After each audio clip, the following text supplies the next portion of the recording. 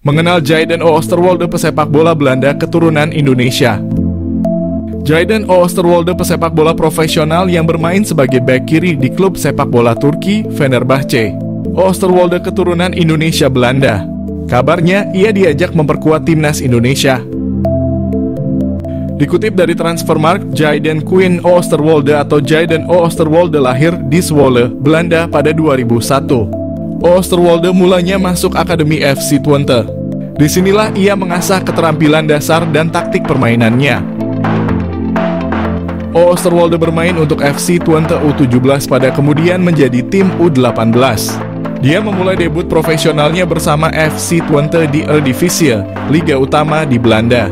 Selama bermain di FC Twente, Oosterwolde tercatat dalam beberapa penampilan impresif yang membuatnya menjadi salah satu pemain muda yang diandalkan. Oosterwolde dipinjamkan ke Parma Calcio, klub sepak bola di Italia yang bermain di Serie B, sebelum akhirnya pindah secara permanen pada 2022 di Parma.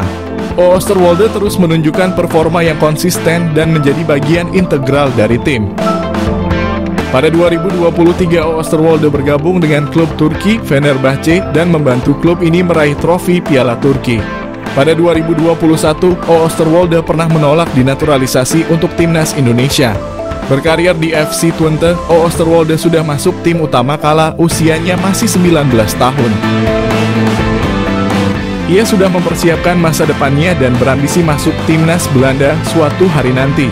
Alasan itu pula yang membuat ia menolak tawaran timnas Indonesia. Jayden Oosterwolde, bidikan naturalisasi timnas Indonesia. Seine patinama kalah mewah.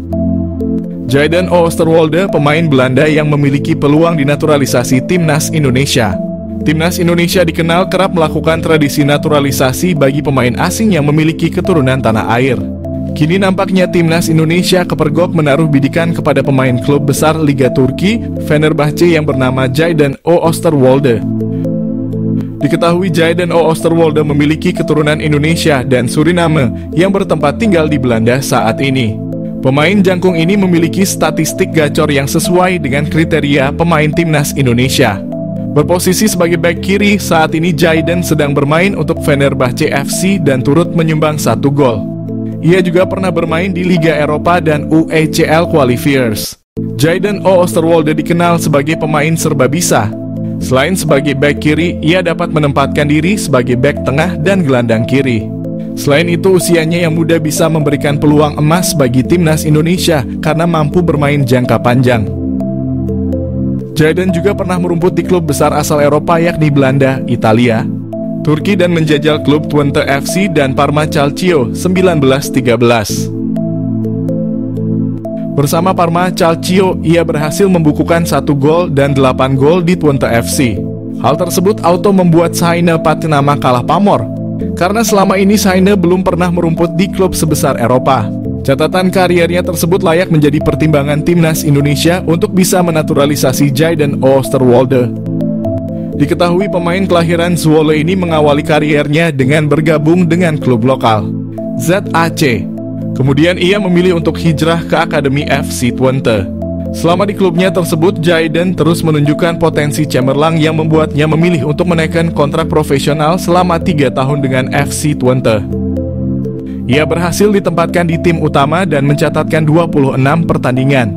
Performanya yang ciamik membuat klub asal Italia, Parma, melirik dan merekrutnya. Mampu bermain gacor di Serie B, akhirnya Jayden Oosterwolde dipinang permanen oleh Parma Calcio dan menjadi andalan tim tersebut. Berlanjut, klub asal Turki, Fenerbahce, jatuh hati dan merekrutnya. Terbang ke Indonesia, Justin Matthew bakal jalani proses naturalisasi. Pemain keturunan Indonesia Justin Matthew menghebohkan pecinta sepak bola tanah air lewat postingan terbarunya di Instagram. Sebab Justin Matthew yang merupakan pemain FC Noah itu memberikan sinyal seolah akan segera membela timnas Indonesia. Postingan yang dimaksud adalah Justin Matthew yang tengah berada di pesawat, di mana dalam keterangan foto yang diupload Matthew di akun Instagramnya @jetjam. Tak hanya memperlihatkan emotikon bendera Belanda dan Indonesia, menariknya Justin Matthew di antara 2 bendera kebangsaan tersebut ada arah panah dari bendera Belanda ke Indonesia. Tentu seakan hal itu memberikan kode Justin Matthew akan melepaskan status kewarganegaraan Belanda dan pindah menjadi warga negara Indonesia. Sebagai informasi, Matthew merupakan pemain yang lahir di Goirle, Belanda pada April 1996. Ia menimba ilmu sepak bola di Belanda dan baru mencoba kompetisi baru di divisi utama Armenia bersama Noah FC. Pemain yang pernah menjuarai divisi kedua Liga Belanda itu diketahui bermain sebagai gelandang serang. Ia juga bisa saja ditempatkan sebagai winger sehingga ia layak disebut pemain serba bisa. Tak heran jika PSSI dikabarkan tertarik untuk melakukan naturalisasi Justin Matthew. Kini pemain FC Noah menggoda fans timnas Indonesia dengan postingan terbarunya. Sebenarnya karena foto Matthew di pesawat bisa saja maksud dari gambar bendera itu karena ia sedang berada di Belanda dan hendak menuju Indonesia. Tentu tidak ada yang tahu apa tujuan Matthew ke tanah air bisa membahas soal naturalisasi dengan PSSI. Bisa juga ia sengaja bertemu keluarganya di Indonesia atau bisa jadi Matthew hanya sekedar berlibur semata. Jadi menarik tentunya untuk melihat apa maksud dari kode Matthew tersebut. Dibantu PSSI hingga Menpora, Shin Tae-yong full senyum timnas Indonesia dapat 3 kabar baik jelang kualifikasi Piala Dunia putaran ketiga.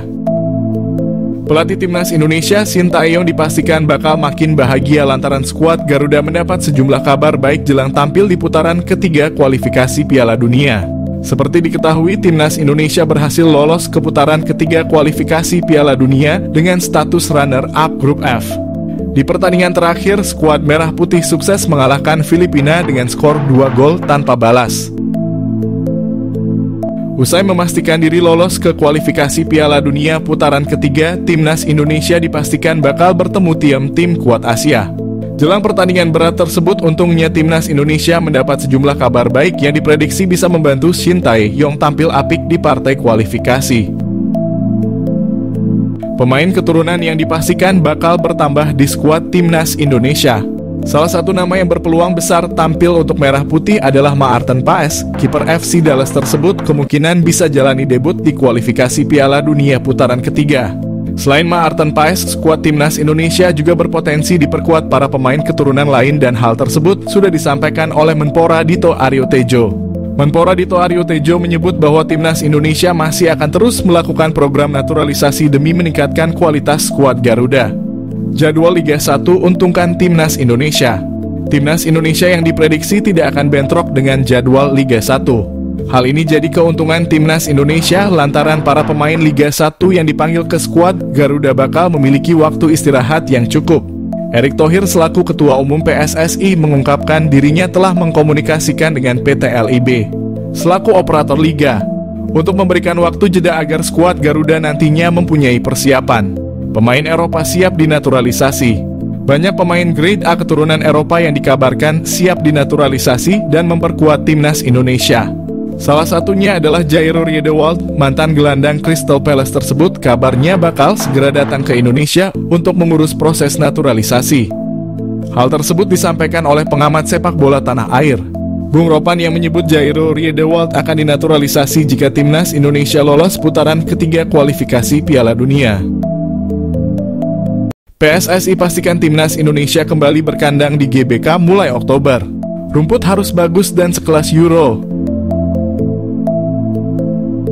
Ketua PSSI Erick Thohir memastikan bahwa timnas Indonesia akan kembali berkandang di Stadion Utama Gelora Bung Karno pada Oktober. Timnas Indonesia tidak dapat memakai SUGBK untuk satu partai kandang dalam putaran ketiga kualifikasi Piala Dunia Zona Asia. Timnas Indonesia bakal bermain di Stadion Gelora Bung Tomo, Surabaya. Tim berjulukan skuad Garuda itu masih menunggu lawan di putaran ketiga kualifikasi Piala Dunia. AFC akan menggelar drawing untuk putaran ketiga kualifikasi Piala Dunia di Kuala Lumpur, Malaysia pada 27 Juni. Erick Thohir meminta pusat pengelola kompleks Gelora Bung Karno atau PPKGBK untuk memperbaiki rumput SUGBK yang kurang layak sejak beberapa bulan terakhir. SUGBK kerap dipakai untuk kegiatan non-sepak bola seperti konser musik hingga kampanye sehingga rumputnya rusak dan tidak dapat pulih tepat waktu ketika timnas Indonesia bertanding. Erick Thohir membandingkan rumput SUGBK dengan stadion-stadion yang menjadi tuan rumah Euro di Jerman. SUGBK disebutnya harus bisa mencontoh itu. Sebelumnya, pelatih timnas Indonesia Shin Tae-yong juga sudah berharap bahwa SUGBK hanya digunakan khusus untuk sepak bola, jangan konser musik. FIFA merilis peringkat terbaru. Rilis itu dikeluarkan pada Kamis 20 Juni 2024. Timnas Argentina masih ada di posisi nomor 1 dunia. Sementara timnas Indonesia tak mengalami perubahan peringkat. Tim asuhan Shin Tae-yong saat ini tetap ada di posisi ke-134. Atau sama seperti peringkat periode sebelumnya.